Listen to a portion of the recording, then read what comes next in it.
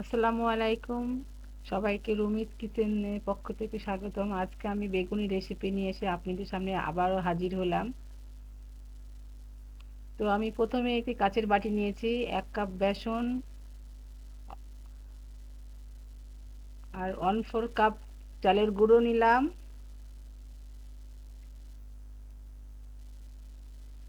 আদা রসুন পেস্ট 1 চা চামচ, হলুদের গুঁড়ো, মরিচের গুঁড়ো, বেকিং পাউডার সব 1 চা চামচ করে নিলাম। তারপরে সব মিশ্রণগুলো ঢেলে দিলাম, যে একটা হ্যান্ড হুইস্কের সাহায্যে শুকনো অবস্থায় নেড়ে চেড়ে নিলাম।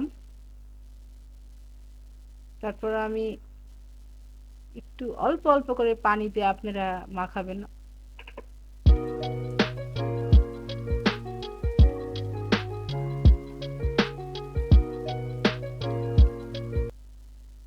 তো ভালোভাবে আমার বেসনের ব্যাটারটা প্রস্তুত করে নিয়ে হয়ে গেছে। এবার আমি দেখুন এভাবে পাতলা পাতলা করে বেগুনটা কাটতে হবে।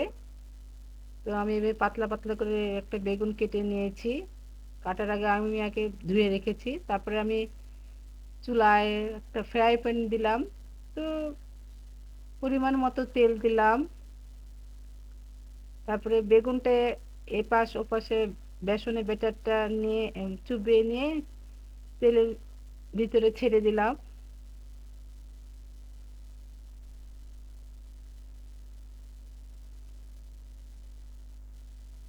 তো এভাবে আপনারা